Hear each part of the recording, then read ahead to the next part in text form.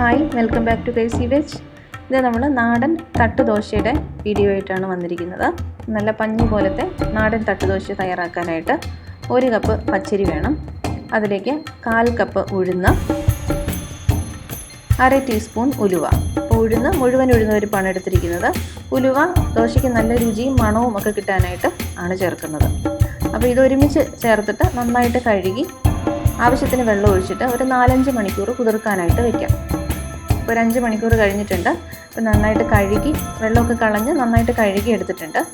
ഇനി ഈ വെള്ളം ഡ്രെയിൻ ചെയ്ത ശേഷം അത് മിക്സിയുടെ ജാറിലേക്ക് ഇട്ട് കൊടുക്കാം. അതിലേക്കൊരു 1/2 കപ്പ് ചോറും കൂടെ ചേർത്ത് കൊടുക്കാം, അല്ലെങ്കിൽ ഒരു പിടി ചോറ്.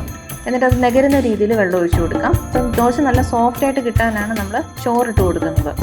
ഏത് ചോറാണെങ്കിലും കുഴപ്പമില്ല, നമ്മൾ വീട്ടിൽ വേവിക്കുന്ന ഏത് ചോറാണെങ്കിലും മതി. ഇത് ചേർത്തിട്ട് നന്നായിട്ട് അരച്ചെടുക്കുക. അധികം തരികളില്ലാത്ത രീതിയിൽ വേണം അരച്ചെടുക്കാനായിട്ട്.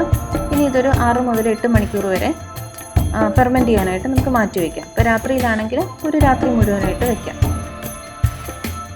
ഇപ്പം 6 മണിക്കൂർ കഴിഞ്ഞിട്ടുണ്ട്. ഇതിലേക്ക് നന്നായിട്ട് പൊങ്ങി വന്നിട്ടുണ്ട്. ഇതിലേക്ക് ആവശ്യത്തിന് ഉപ്പ് ചേർത്തിട്ട് 1 മിനിറ്റോളം നല്ലതുപോലെ ഒന്ന് തവി വെച്ചിട്ടൊന്ന് ബീറ്റ് ചെയ്ത് കൊടുക്കാം. അപ്പോൾ ഇത് വെള്ളമൊക്കെ കറക്റ്റാണ്. നമ്മൾ ആ പാകത്തിന് വെള്ളമൊക്കെയാണ്. നിങ്ങൾ വെള്ളമൊന്നും ഒഴിച്ച് കൊടുക്കണ്ട. ഇനി പാൻ നന്നായിട്ട് ചൂടാക്കുക, ദോശത്തവ. അതിലേക്ക് അതൊന്ന് ഗ്രീസ് ചെയ്ത് കൊടുക്കുക. ആദ്യത്തെ പ്രാവശ്യം മാത്രം ഒന്ന് ഗ്രീസ് ചെയ്യാം. നന്നായിട്ട് ചൂടായി കഴിയുമ്പം ഒരു മീഡിയം ഫ്ലെയിമിലേക്ക് മാറ്റിയ ശേഷം ആവശ്യത്തിന് ആ ഒരു മാവ് ഒഴിച്ചു കൊടുക്കുക. അപ്പോൾ തട്ടുദോശയാകുമ്പോൾ അധികം വലിപ്പത്തിലല്ലല്ലോ നമ്മൾ കഴിക്കാറ്. അപ്പോൾ അതുകൊണ്ട് ഞാനൊരു പാനിൽ 2 ദോശ വെച്ചിട്ട് ചുട്ടെടുക്കുകയാണ്. അപ്പോൾ ഈ രീതിയിൽ ഒരു ഹോൾ വന്ന് കഴിയുമ്പോഴത്തേക്കും അതിലേക്ക് ഒരു 1/2 ടീസ്പൂൺ ഓയിൽ ഒഴിച്ചു കൊടുക്കാം. അപ്പോൾ ദോശ നന്നായിട്ട് മൊരിഞ്ഞ് വരാൻ വേണ്ടിയിട്ടാണ് നമ്മൾ ഈ രീതിയിൽ ഓയിൽ ഒഴിച്ചു കൊടുക്കുന്നത്. അത് ഏത് ഓയിലായാലും കുഴപ്പമില്ല, സൺഫ്ലവർ ഓയിലോ വെളിച്ചെണ്ണയോ ഏത് വേണമെങ്കിലും നമുക്ക് ചേർത്ത് കൊടുക്കാം. അപ്പോൾ ഒരു സൈഡ് മൊരിഞ്ഞ് കഴിയുമ്പോഴത്തേക്കും അടുത്ത സൈഡിലേക്ക് തിരിച്ചിടാം. അങ്ങനെ നമ്മുടെ ടേസ്റ്റി ആയിട്ടും അതുപോലെ നല്ല സോഫ്റ്റ് ആയിട്ടുള്ള തട്ടുദോശ തയ്യാറാക്കിയെടുക്കാം. ഈ രീതിയിൽ ഈ മാവ് ഉപയോഗിച്ചിട്ട് ഇതേ വലിപ്പത്തിൽ ഒരു 16 ദോശ വരെ നമുക്ക് ചുട്ടെടുക്കാം. 1 കപ്പ് പച്ചരി, ആ 1 കപ്പ് പച്ചരിക്ക് 1/4 കപ്പ് മാത്രം ഉഴുന്നെടുത്താൽ മതി. ആ ഒരു അളവിൽ എടുക്കുകയാണെങ്കിൽ ഒരു 16 ദോശ വരെ നമുക്ക് ചുട്ടെടുക്കാം.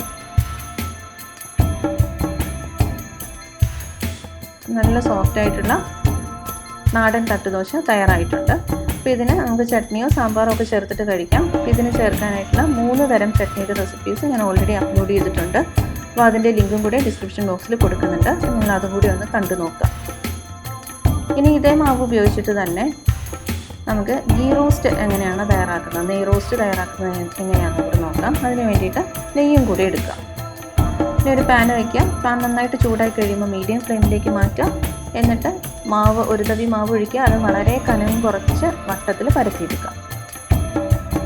അത് കഴിഞ്ഞിട്ട് ആ മാവ് ഒന്ന് വെന്ത് കഴിയുമ്പോഴത്തേക്കും, അതായത് പച്ച മാവിൻ്റെ കളറൊന്ന് മാറിക്കഴിയുമ്പോഴത്തേക്കും അതിലേക്ക് നെയ്യ് ഒഴിച്ചു കൊടുക്കാം. അപ്പോൾ നെയ്യുടെ അളവ് നമ്മുടെ ഇഷ്ടത്തിനനുസരിച്ച് കൂട്ടുകയോ കുറയ്ക്കുകയോ ചെയ്യാം.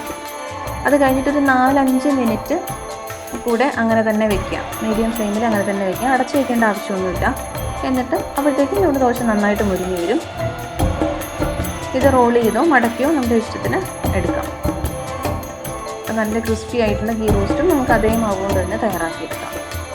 അപ്പോൾ നിങ്ങൾക്ക് ഈ ദോശയുടെ വീഡിയോസ് ഇഷ്ടമായിട്ടുണ്ടെങ്കിൽ ആ ലൈക്ക് ബട്ടണിൽ ഒന്ന് പ്രസ് ചെയ്തേക്കണേ. Thank you.